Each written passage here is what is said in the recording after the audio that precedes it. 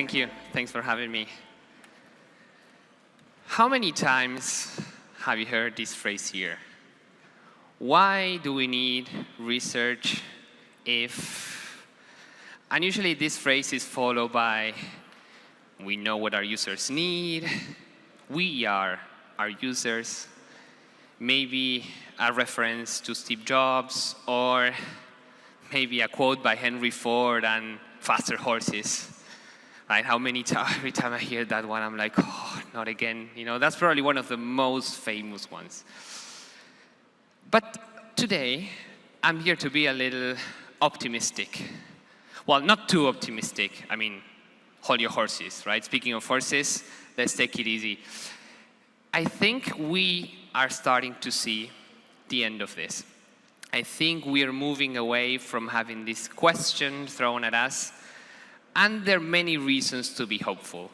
So let's take a look at some data. This is from User Interviews, State of User Research 2024. And here we can see that the buy-in about the importance of research among other disciplines, other teams, especially on the leadership, is going up. So more teams are starting to understand research, are starting to value research, and are starting to kind of get into the vibe, so to say. And the data from 2024 is better than the one from 2023. And even though it's not here, this one was already better than the one in 2022. So we can see that this is moving in the right direction, if you want to say. There are many, many things we need to consider here, and many things that are popping up that also make us think that things are changing for research. We have the emergence of things like product discovery, whether we like it or not. We have more tools than before to conduct research. We have the emergence of AI to power everything up. We also have the word, right? The demo curve. I don't want to say it fully because every time I name that, somebody gets a little bit triggered. So it's like Voldemort. You don't name that, right? Just like we tacitly talk about it. But everything is pointing that companies are hungry for insights. Companies are understanding the value of talking to customers or understanding customers, and it's moving forward. So companies are investing or are thinking of investing in things to get closer to users. But even though companies are hungry for insights, they might not be hungry for researchers. So companies are getting hungrier for insights, but not so hungry for researchers. And this, for us researchers, it's a little bit, I don't want to be dramatic, but it's something we need to think of. It's something we need to try and solve. So there are many things that can point us in this direction. This is another data point. This is by Macy's Future of User Research 2024. Here we can see that 75% of the respondents are planning to increase research in the next year. They want to do more stuff. They want to do more research. And they plan on doing it by getting more tools, or maybe leveraging AI, or having more people overall conduct research. But only 20% of them are thinking of hiring more researchers. So that's 20% of those 75. And that's only people who answered to this survey. Again, another data point again from user interview, State of User Research. We see that in 2024, we have more teams where research is happening and have no dedicated researcher. So this is probably the worst data we have in the last 5-6 years. So we are seeing more research happening, but less researchers. And in the case of companies that have PWDR, so people who conduct research, we see that the ratio to researchers is 1:5. So we have 1 researcher per 5 people who do research or research-like activities. And what this tells us is that we are moving away from why do we need research to why do we need researchers? Especially if can also conduct research. And here we can, of course, open up the topic and say, well, it's not the same if you have a specialist or not, versus it's a different skill set, different roles. But it is what it is. In the end, companies are starting to think this way. So this might be tricky for research. You know, the market for researchers is a bit tricky. It's starting to be a little bit shaky. And I'm not only thinking of those companies that are thinking of scaling their team, or that are thinking of maybe we hire one or more, or those jobs that were lost that we then need to, backfill again, but also those jobs or those research jobs that are not yet created. So being honest, we are not a staple company, a staple position in most companies. We need to be aware that most companies don't have a researcher in-house. This doesn't mean that every company needs a researcher necessarily, but certainly there are many companies who could benefit from having a researcher and they don't have it. So if they start thinking this way, we might start blocking our future positions, right? So this is something that worries me a bit and makes me think, okay, maybe we need to evaluate ourselves, and we need to reflect on what we do, and especially we need to reflect on how do we bring value to a company. So how do researchers bring value to when they join a company, when they join a team? What do we bring to the table? And I'm going to borrow a concept from Dr. Ari Zellman of here, and I'm going to take it one step further. We have, on one hand, researcher, which is a noun, and on the other hand, we have research as a verb. So on one hand, we have the researcher, the person conducting the research, and the verb to do research. And I believe that for quite some time, we paired our value this way. So we researchers, we even believe this, so we put ourselves in a position where we are valuable as long as we conduct research. So we are the ones who do the data collection. We put our value, we corner our value just on the collection, right? On the collection bit of things. And I think this is a bit tricky because when you have other roles conducting research, maybe better extent, maybe not so good. In my experience, I faced both. I worked with teams that they were doing questionable research and teams that were doing great, so it's very uneven.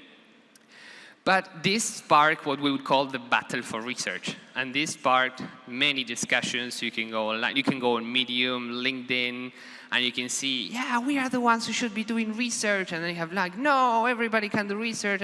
And this started to ignite questions, discussions, and those are healthy discussions. I think it's good that we have them. And it's good that we kind of question what we do and where we're going. And this sparks questions like who owns research? Or also who should own research? Is it only the researcher's domain? Is it a company-wide thing? What do we consider research and what not? Is it research the output researchers produce and the others are not really research? When does research start? Does it start when the first researcher joins or before? For example, Bezos Irjani talks about the founding team being the first researchers because they're looking for product market fit when they're in startup stage. So they are doing some research-like activities.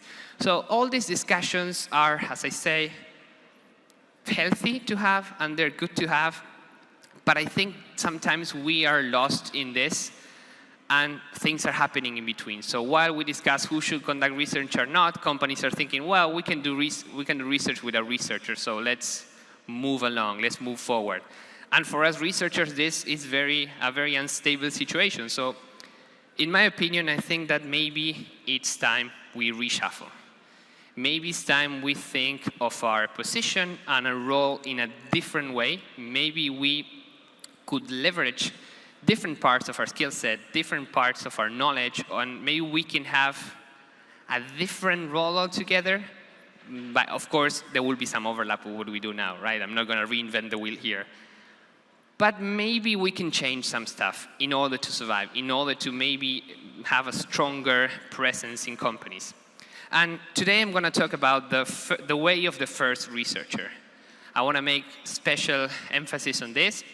As I've been the first researcher, most of my career I've been either the first researcher or one of the early hires. So I've seen research practices being built, and I also help them build, sometimes more successfully, sometimes, well, a little bit more bumpy.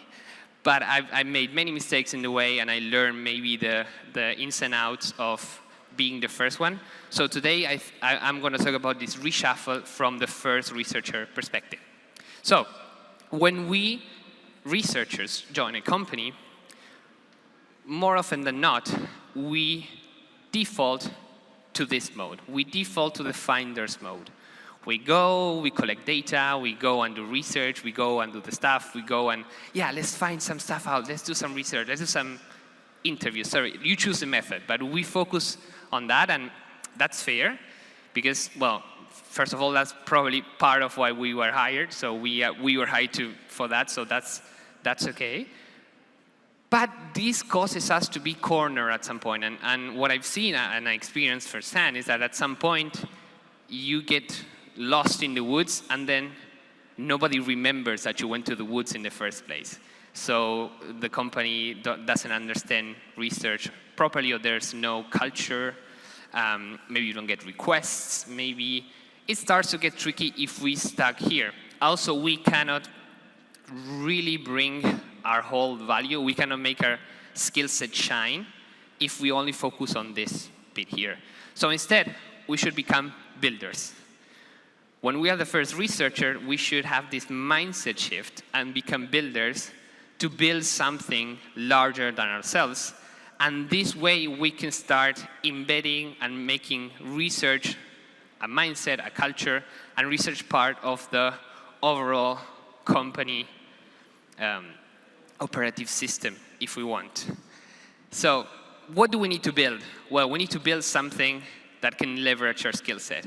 Because we also, as researchers, we're sometimes stuck in, we need to prove our value, we need to showcase why the company needs research, and if we only focus on the finding stuff, on the data collection, we are likely doomed. So it's an uphill battle. So we need to change how we approach this. And many of you might say, oh yeah, but other roles don't have to do that. Maybe designers don't need to. It's like, I don't care. It's like, I'm a researcher, so I care about researchers. So what I want to say today is that it doesn't matter what product management is doing, what designers do. We as researchers need to, maybe it's a bit of a Darwinian kind of thinking, but we need to adapt to survive and to make the most out of our skill set. So in this way, we can have more participation across companies, especially those companies that still don't have a researcher in-house. So today, I want to tell you 3 key things to build as a first UX researcher. There are plenty of things you need to build, but the talk is only 45 minutes. Unless you have 5 hours, we can go all over, but let's focus on these 3. So this will be the research culture, infrastructure, and a voice. Let's start with the research culture. When people think of research culture, some might talk about processes or frameworks or how should things be done or not. I like to think of this as more of research muscle or more of a mindset. So what you want is you want to help the organization learn more and better. And also you want to create some hunger for research. You want to create some interest. And this is a collective effort. So it's not something that you will build only yourself. It's not that, hey, here's the researcher, let's build a research culture. But it's more like something that you will build over time. And you will build together with the whole organization. So you need to help the organization learn more and better. And this is focusing on the collection side of things. So this might be, and it's fair if you tell me, oh, Julian, but isn't this related to the D word? Isn't this like democratization? Are you pushing for democratization here? Well, I think those are 2 different conversations, so we can have like the theory discussion of whether I think it's good or I think it's bad. But definitely, I think that we need to start with the mindset that researchers are outnumbered. So when researchers join a company, most of the times they have, I don't know, 10 designers in or 10 PMs in, and you join and it's like, well, I'm the only one. And when you are the first researcher, you will definitely be outnumbered. So you need to be pragmatic on this. So are there any people conducting research? Yeah, good. Let's leverage that and let's level up their game. What do I mean with leveling up the game? So is marketing conducting a survey every month? Okay, let's go talk to marketing and see how they're doing that and see how you can help. It's product management conducting some customer conversation. Let's go and help out and see how can they become better at that. And see how are they working with the output so they can make better decisions. What you want here is like you want to be around and try to leverage everybody, because if you only focus on I will be the one doing the research, you will not only become a bottleneck, but also the whole mindset or the whole let's base our decisions based on research will probably not get any traction. So let's use an analogy here to illustrate what I want to say today. I'm Argentinian, and well, as many of you maybe know, we love football, so I'm going to use a football analogy here. So when researchers join a company, or when they're the first researchers, they tend to be strikers. They say, okay, fine, I go, I score goals, I deliver research, I deliver insights, they go into this, yeah, let's go. And when you score, it's great because the whole team benefits from that. But this is, as I told you before, insufficient because you're only one. You have plenty of teams. You need to make something larger than yourself to have success. So instead of being a striker, you need to be a little bit like this. And what I mean with him is not just the best player in the history of the sport, but what I mean here is that you need to become a playmaker. You need to become someone who elevates the game. I pick Messi not only because I love him, but also because there's a reason. He scores a lot, so you have the scoring part, which is fine. You're a researcher, you deliver work. But also when he plays, he makes everybody around play better by passing, by moving, by everything. Everything gets better with him. So this is the position that I want you to take. This is the mindset that I'm encouraging you to have. So become a playmaker. Yeah, you can score some goals, you can do some projects, you can do some research, but see where the rest are and try to play along. Yeah, let's exchange, let me help you out, let me help you with that survey, let me help you with... The more we can elevate everybody's game, the better. And what you want ultimately is you want to help the team make better decisions, and you want to make the team think differently about a problem, and you want to influence as many decisions as you can. So when you are in a company, there are many decisions happening at different levels. So you have decisions like, should we change our pricing plans? Which is very strategic and it's very high level and it's very, like finance and money and ARR is involved. And you have decisions like, should we make this button red? Which is very low. So we have high-level decisions up here, and we have very low. I don't know if I can go lower. I was told not to go off the stage, but very low decisions. So we, as researchers, and there are many people who think that, and I also agree with that we should be involved up here. So the more researchers are involved in decisions like this, should we change our pricing plans, talk about strategic research and strategic stuff, the better. And I agree, it's good that researchers work on this and impact this, but more often than not, we are being dragged closer to here. So we're being dragged for these small decisions, and that's because when researchers are being brought in, sometimes they are, it's not leadership, it's not like a culture-driven hire, but it's maybe there's a design lead who brought them or a product lead who brought them, and they kind of need to muddle through with what they are thrown at. So when you're the first research, what we need to think of is, yeah, we want to get to those decisions, but sometimes it's not the case. We need to start from here, and you want to influence as many decisions in between as you can. And this is going back to the playmaker. So, okay, is design discussing this, okay, how can I help them make this decision? And this one, and this one, and that one. The reason I encourage you to do this is because this will work as a ladder. So when you start here and people start understanding research more, understanding what do we do and how to use our stuff, we can most likely scale up to this. Also because other people will be armed, so to say, or able to make decisions with research at different levels. So this is something, part of what you need to build. You need to build the muscle. So all these decisions are maybe off your plate. What you want, again, is you want to increase the surface of your impact. When we think of impact as a researcher, we think very directionally. Going back to the striker, we think of goals. We score a goal. But this is more, we need to think of passes, for example, in football. It's like, how much can we influence? Another thing that is the flip side of this is you also want to help the organization think differently about problems. You want to work also on the synthesis side. It's not just, yeah, we go and collect, we now do customer conversations or interviews or surveys. You also need to challenge them. Okay, what do we do with this? What's missing? How do we approach the next problem? How do we make the most out of this? And ultimately, what you want to do is you want to help drive decisions that are beneficial for the business and the user. So this, again, this is you challenge and you help them think differently and you help them collect better, but you also help them make sense better or make sense of data better. The second thing that I want to discuss in terms of what needs to be built is infrastructure.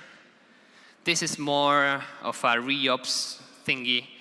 And here I make a distinction between what I would call operations infrastructure and knowledge infrastructure. So operations, this is my interpretation of how I divided both, but operations infrastructure is basically everything that enables research to happen and enables research to happen across the organization. So this could be getting participant management right, so getting the right people the right way, you know, being mindful of privacy matters, consent, GDPR, since we're in Europe.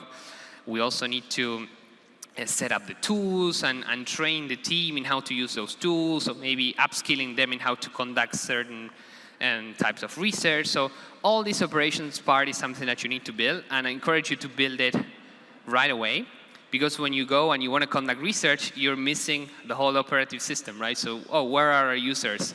So how do we reach out to them? How do we store the data? What do we need to do? So the more you can work on this, this will enable not only you, but also this is also part of the playmaking. So you help the rest collect more and better data.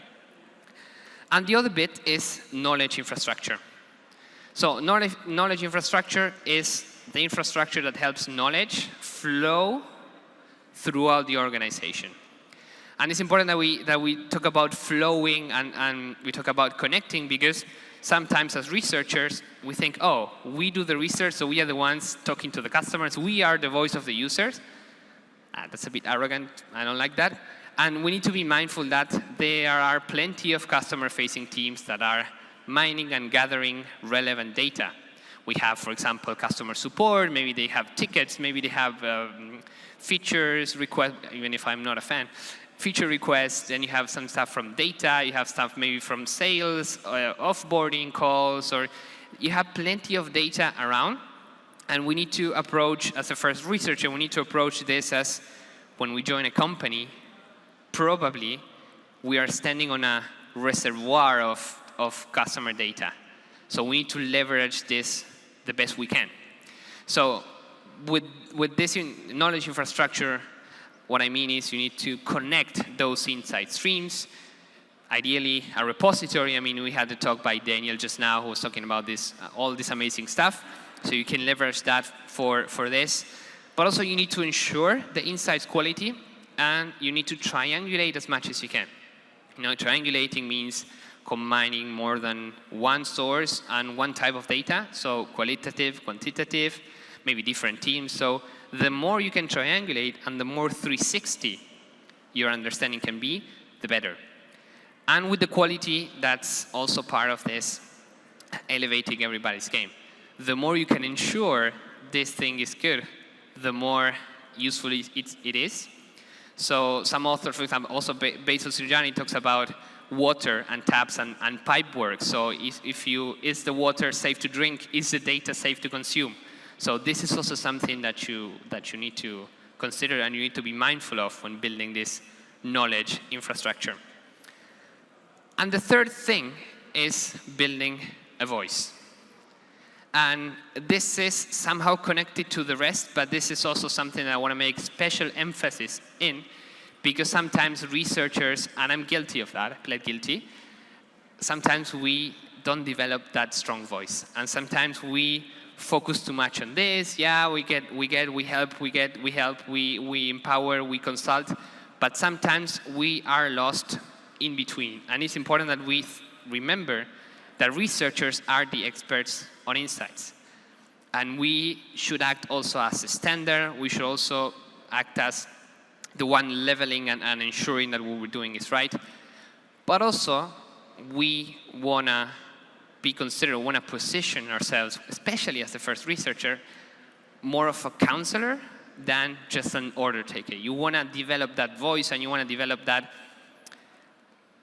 position, if you want. You want to brand yourself as that, because you should be able to develop a point of view and point a way forward. Are we doing things the right way? Are we doing the right things? Is it what we are researching? Is this what's relevant or important or key for the business and for the user? We always need to think of this overlap. So sometimes different teams have different agendas, powered by politics, by needs, by different conversations, and research is pulled in different directions. So when you are the first researcher, I encourage you to take this position of a counselor and help them drive in the right direction, drive the right way. To sum up, 3 key things to build as a first researcher. The research culture, which, as I said, it was a bit of a mindset. So getting people excited and hungry for research and help them learn more and better about the problem space, the user, the market, build that muscle, elevate everybody's game, and also help them think differently about problems. The second bit is the infrastructure bit. So you need to build infrastructure to enable more research to happen across the organization, and also once you have the output and connecting it with other teams' output, how can you build infrastructure that helps insights flow and help everybody have fresh, consumable insights so they can make better decisions? And the last one is the voice. You know, position yourself as that beacon, as that standard, and try to point the way forward, trying to be more a counselor than just an order taker, than just an executor.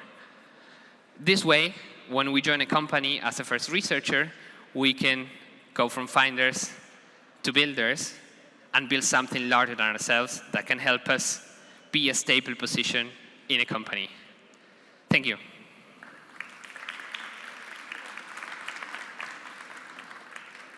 Thank you, Julian. Do we have some questions from audience? We have 10 minutes.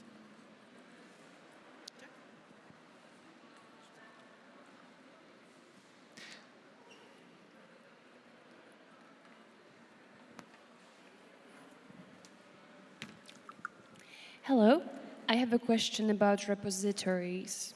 Do you have any tips, more technical even, how to start building the repository that is easy to use and won't get lost in the woods?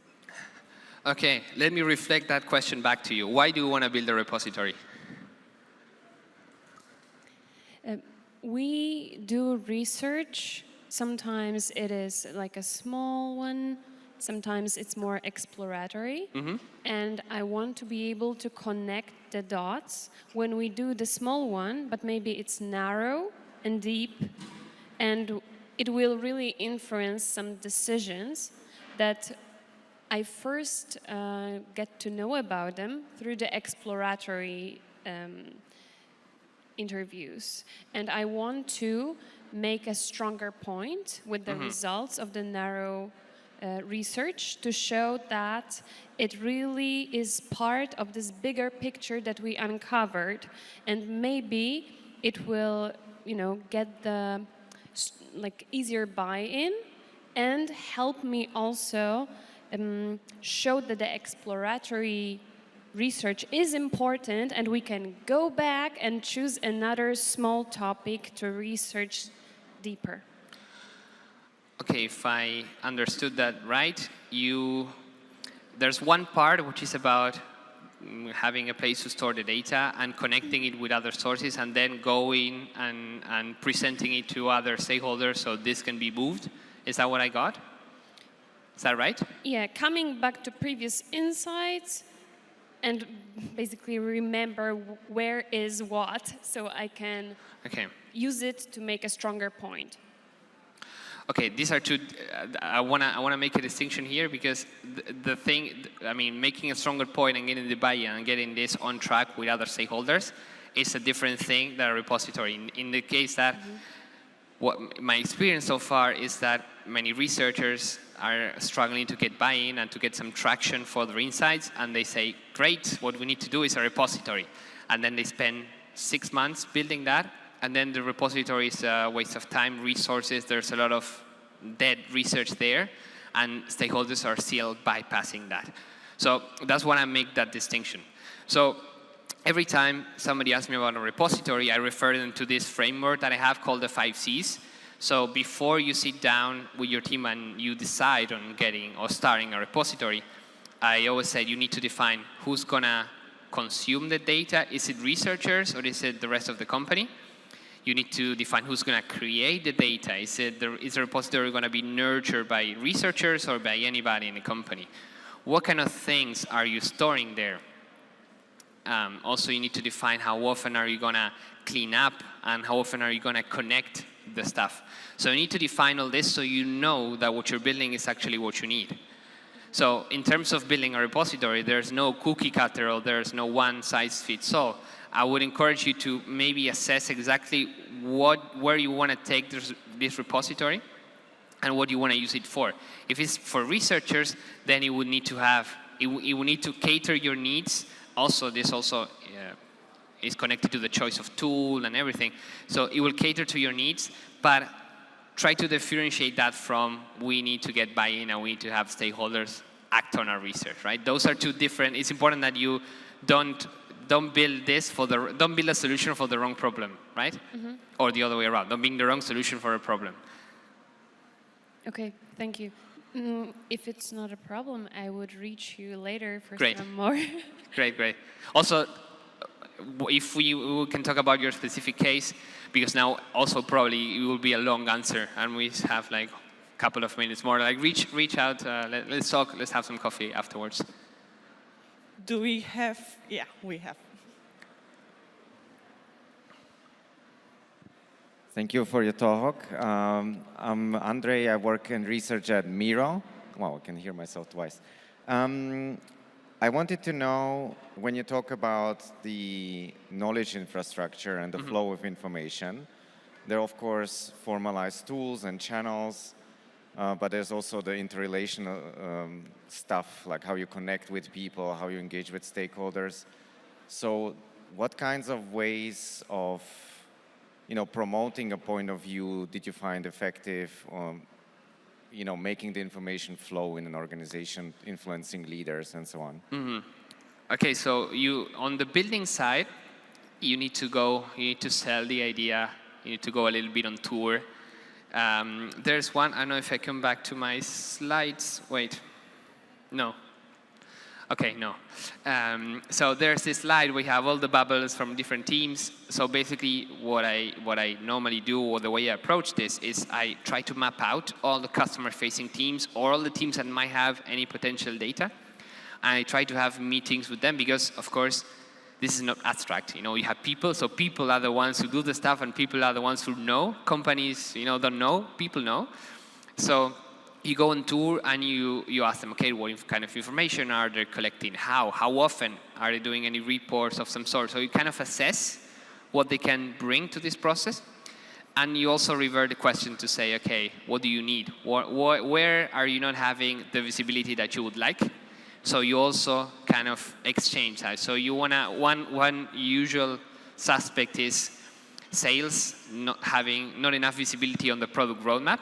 So they can, yeah, we do all these sales, and then we do deals won or deals lost, and then we have on the flip side we have no visibility on the product. So we say, okay, we're building a process for that. So that way, especially starting with those teams that are prone to getting engaged in this, you start building this little, so to say, whirlpool of data. Usually you should start with like 3 or 4, and then it starts to get bigger as people start to see the value in that. And then in terms of driving decisions and in terms of how all the data is available, that is more of a case by case. Also depends on the size of the company. In a smaller company, it's quite easier to put in place, while in a larger, well, it's also 10 times the size, 10 times the data. But normally there, you should make a way of summarizing. You can have it in, you can use a Miro board if you want. You can use it in many ways, so teams can drop their stuff. And you as a researcher, that's also part of your job. It's not that you say, hey, there's an insight stream here. Goodbye, good luck. Have fun with all the data. No, it's basically your job to curate that and start connecting it so you can distill at some point. You can triangulate that. I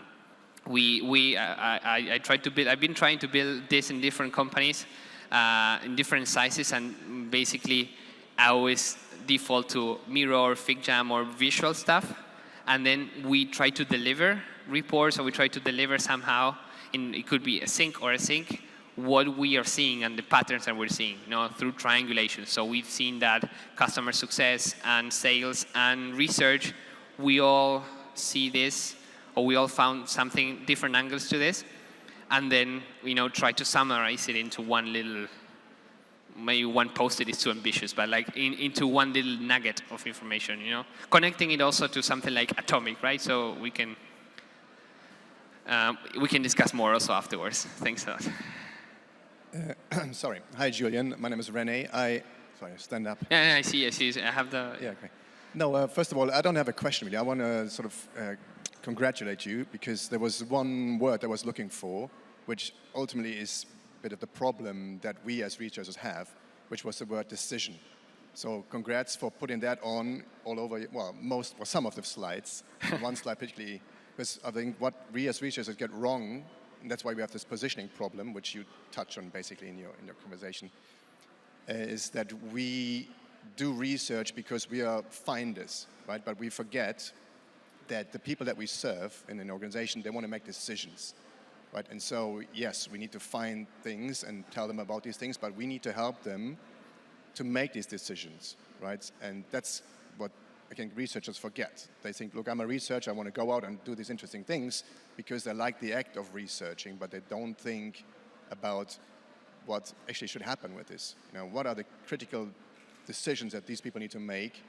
And that's, if you can align that to these decisions, then your position as a researcher should be easier, you should have more influence, and you're more valued, and therefore you may not be longer a team of 1, you may become a team of 2 or 3, and then even have the opportunity to have a re-ops person, like yourself, which I don't have. I'm a research team of 1. I do many of these things, but I always start with the decision part. So, sorry for a long comment, but not a question, but just thanks for putting that word in there many, many times. Thank you. All right. Thank you, appreciate it. We probably have a time for another one. So, yeah. Hi, thanks for the presentation. What I wanted to ask you about, which is actually kind of connected to what you've just talked about, is the decision-making process. Because I work at an e-commerce company, which very often has a very, very fast-paced, just sort of working, operating. Suddenly, there's some person on the C-level that decides, we're going to change something on the product card. And very often, it's impossible for us to step in kind of and just say, well, let's think about it, let's consider, let's run an A/B test, whatever. There's just no time for it. And we're trying, we're doing our best, we're making our voice heard, but still, those decisions are happening without us. And do you have any sort of solution, like how to make ourselves even more visible in such a fast-paced environment? It's a difficult one, probably. Yeah. Here, I have to make a distinction between, let's say, different levels, mid-level, or maybe head of group, whatever. But if it's C-level, I mean, I know miracles exist. I haven't seen any, but C-level is usually like a train that goes really fast, and it's like the CEO, the CFO, whatever. It's like they woke up today and they felt this feature was exactly what our users were needing. And also then they could quote Steve Jobs or something like that, as I said at the beginning. So in the case of C-level, that's very tricky. Unfortunately, I'm not gonna lie, and I'm gonna be honest. It's like, what can you do? It is what it is. I think that's also starting to change. There's a generational change, and also some understanding, and more this is not the case. In smaller companies, it might be the case, though. Yeah, it's tricky. If you go one level lower, that, or maybe one or two, if these decisions are happening, we go back to what I said. This is not just forcing, spoon-feeding the research, but also developing this mindset. Okay, should they consider research, or should they consider, okay, what data points we have to base this decision on? And it's not just, yeah, because the competitor is doing it, or because I woke up this way. So getting this mindset shift is, you can build it up. You know, I had this slide where you're probably stuck with these small level decisions, and also because maybe people in a company, they're not used to work with research. Maybe they don't understand how it works. Maybe they have some thoughts on what research is and not, and what should be doing. But you build up from there. So you can, okay, let's influence one or two level more. You know, decisions are a bit higher up. And then once you have more of that, you can then move to the next level. It's more like think of this as a ladder of decisions in terms of importance, and you build your ladder up. So hopefully, if you are successful at this, and more, if you start with designers and PMs that are your level, and maybe you go to group PMs or lead designers, then you start moving up. The more people understand research, and the more people use research or think of research when they need to make a decision, these decisions will be obvious that they're in research. So you will be involved in helping them less and less, and you will be involved in higher up decisions, hopefully or ideally. For me, it worked. Most of the times it worked like this. I joined companies like, we need to do usability testing to see if this should be this or that, or we should do this. And I was like, okay, fine. And then from there, I tried to scale up, and I tried to move upwards by doing that, by basically scaling up.